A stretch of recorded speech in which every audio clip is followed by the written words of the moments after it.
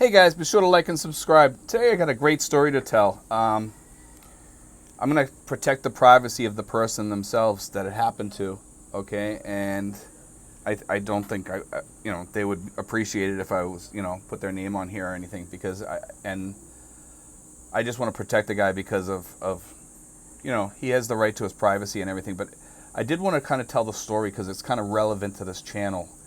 And I was asked if I could do a health and welfare check out there on a expat. Nobody had heard from him in quite a long time. I believe it was like 6 months or a year or something like that. Anyway, what happened was I decided to do it and help these people out.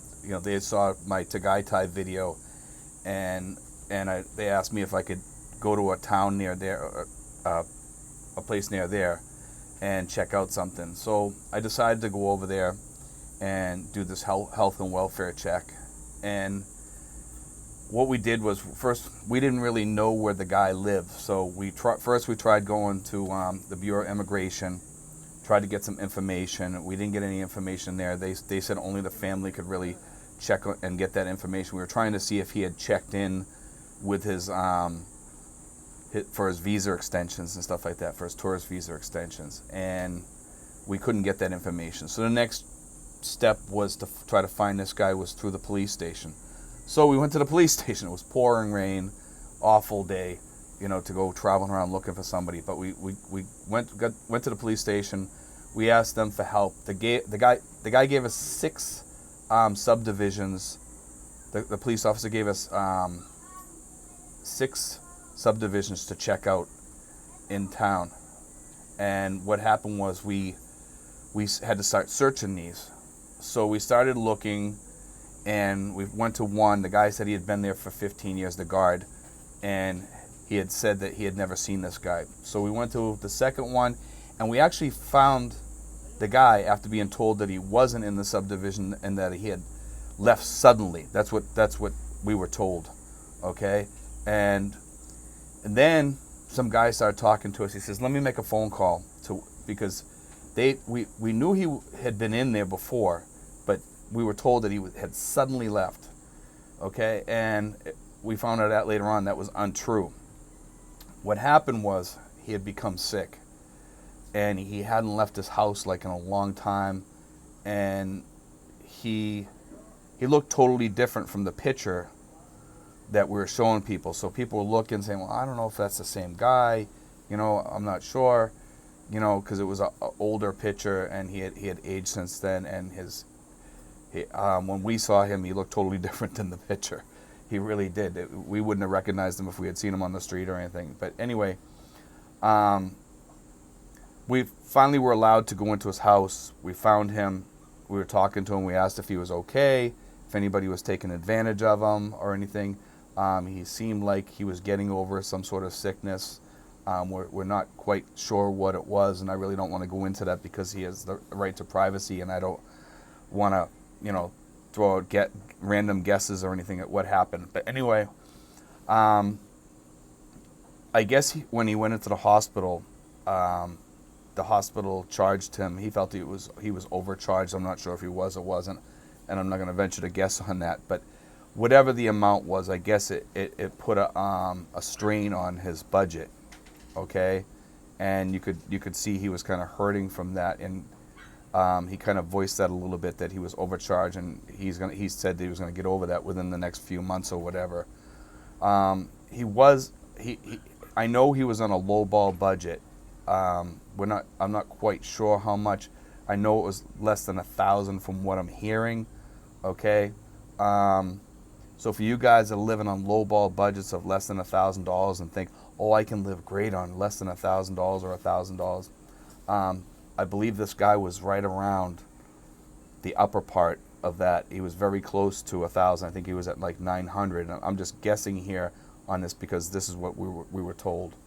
Okay, so, but he was living in a subdivision. Okay, and I believe the rents in there go for about $150. Okay, so he was living in a nice house, probably a 2 or 3 bedroom house. We saw the house. It was a decent house.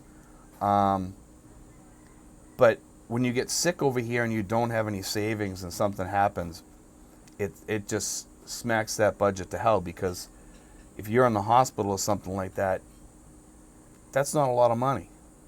If you don't have any extra savings or whatever, and you know, I'm not trying to pound this away, but this is a prime example of what can happen to you when, you know, emergencies happen. And this story, you know, I could see like this guy was a little bit down. You know, he kind of was down. You could tell that he was a little bit stressed and stuff, you know, depressed or whatever about what was going on. You could kind of feel that vibe. I didn't want to press him on it or anything. I just want to make sure he was safe. But we did get that feeling. He's a really good guy.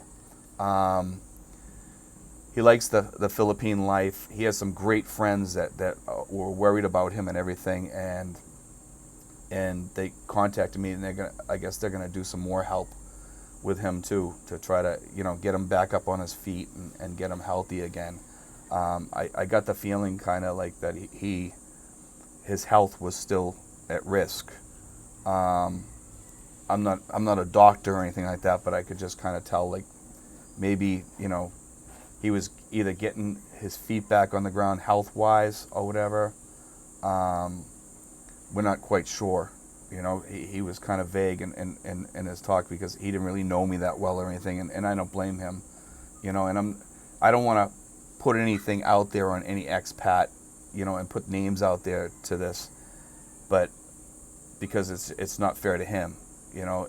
But I did want to speak a little bit to this here, you know, because for you guys that are coming over here and think that you can't have health insurance over here, really think again, guys.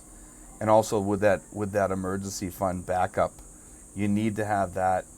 And I hate to keep stressing this and hammering it in, guys, but I'm gonna hammer it in, you know, because you need to have the excess in your budget also to replenish that emergency fund when it disappears. Okay? And, you know, I just want you guys to really, really play it safe. And, you know, and this story kind of hammers that home. And he's not the only one that I've seen like this, guys. It's every year I've run into a few of these people. I've had people ask me questions through emails and stuff like that. Where can I get some financial help? Or I've had one guy ask me if I could put out a video, you know, asking for money for him. I won't do that, guys. I won't do that. I won't ask for money for expats that are in a financial bind or something like that. I just won't do it, because it's for lack of planning.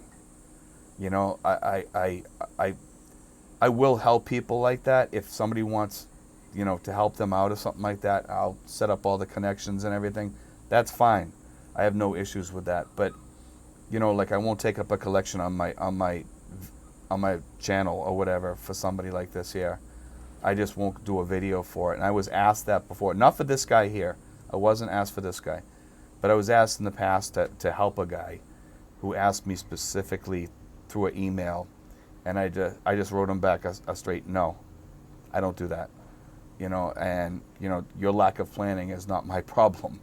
You know, and you hate to be direct and might sound mean, but I mean, a lot of these people that come over here, what they do is, when they run into a problem, they lay it on everybody else and want everybody else to take care of their problem.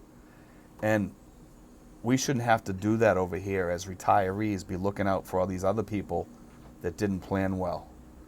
So, you know, I mean, this guy here, I'm not sure what his total story is. He seemed to have a plan, but I think as he aged, inflation, things like that might have took over. I'm not sure how long he's been over here.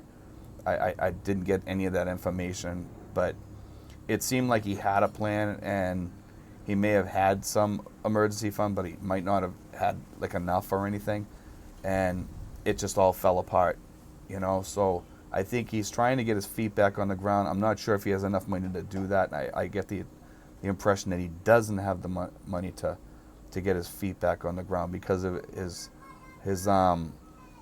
pensions and stuff are probably not enough Now, like I said, a lot of this is guessing and from what we extrapolated from people talking and stuff like that. So I could be wrong, and obviously I'm not going to put a name to this, so because I don't want people bothering this guy or anything like that. But he's already getting help, and it seems to be that these people are going to help him and everything. But anyway, guys, I wanted to throw that out there to try to reach out to you guys about this here, and try to really hammer it home that you really do need that planning, guys. But anyway, guys, God bless. Take care.